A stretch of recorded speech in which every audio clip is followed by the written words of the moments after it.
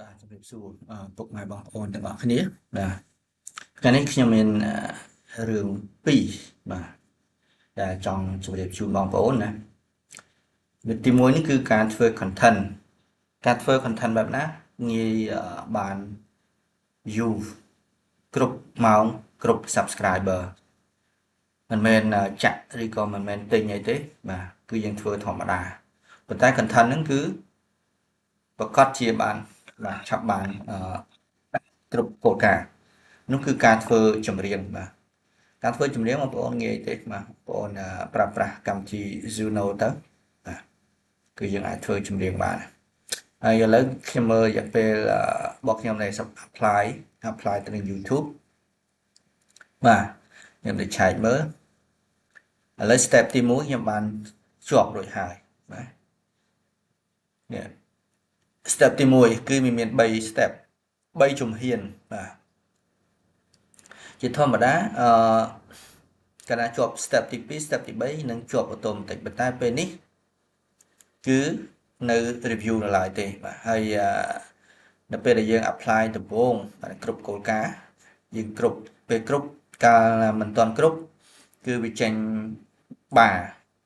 ចេញបន្ទាត់ឲ្យយើងមើលបានប្រហែលម៉ោងប្រហែល subscriber ក្រោយពីជាប់ហើយគឺលេងចេញហើយគឺចេញបែបនេះវិញណា interface គឺចេញបែបនេះវិញអញ្ចឹង step ទី1ដាក់ភ្លាមគឺយើងដឹងថា review គឺជាប់ភ្លាមតែម្ដងបើសិនយើងត្រូវគោលការណ៍ច្រើនណាទី2គឺអានេះគឺកាលពីមុនខ្ញុំធ្វើឆ្នាំ2009គឺដាក់ទៅជាប់ទាំងអស់ទាំង3ហ្មងប៉ុន្តែឥឡូវអត់ទេជំហានទី2នៅ review អានេះ review បាទមួយសប្តាហ៍ជាងហើយនេះត្រឹមបាន approve ថ្ងៃហ្នឹងថ្ងៃទី6សំទោសថ្ងៃទី30បាទខែ6ឆ្នាំ2026រីឯជំហានទី3កំពុងតែ review បាទអញ្ចឹងអានេះគឺអ្វីដែលខ្ញុំចង់និយាយហើយcontent ហ្នឹងគឺចម្រៀងបាទហើយអ្វីដែលគឺពិបាកនឹងជាប់នោះខ្ញុំដឹងមូលហេតុហើយគឺដោយសារខ្ញុំមិនស្អាប់យ៉ាងម៉េចចំណងជើងការដំបូងដែលខ្ញុំប្រឹងធ្វើហ្នឹងគឺធ្វើអំពីប្រវត្តិបាទរឿងព្រេងខ្មែរប្រវត្តិសាស្ត្រអីចឹងទេតែក្រោយមកគឺមិនងាយជាប់ខ្ញុំក៏បានដូរមកចម្រៀងបាទរបស់ចម្រៀងបានប្រហែលថាជា100បទក៏ជាប់ទៅអញ្ចឹង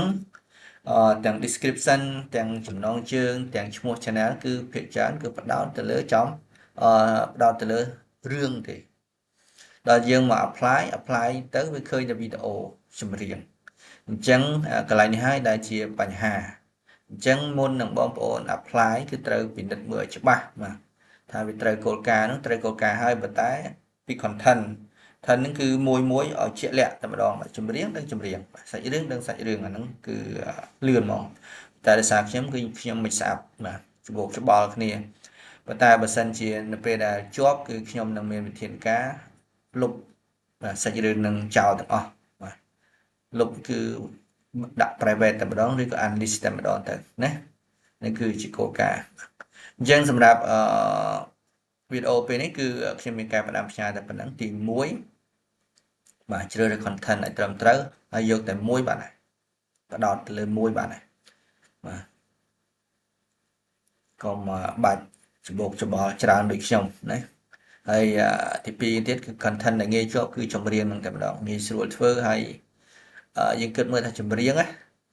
អ្នកស្ដាប់គឺស្ដាប់ដដែលមិនចេះធុញទេព្រោះថារឿងមើលតែមើលហើយចប់គឺចប់มันអាចមើលទី2ខ្លាំងណាស់ទី3ទី4ម្ដងណាអញ្ចឹងខ្ញុំគិតថាមានតែចម្រៀងទេដែលអ្នកស្ដាប់គាត់ត្រឡប់មកវិញណាហើយបាងក្រៅអូខេទៀតកម្មវិសាគាត់ច្រៀងមកដឹងតែច្រៀងដឹងតែរឿងសប្បាយហ្មងអត់ខ្វល់ទេណាអញ្ចឹងខ្ញុំមានការផ្ដាំផ្ញើតែប៉ុណ្្នឹងបាទសូមអរគុណច្រើន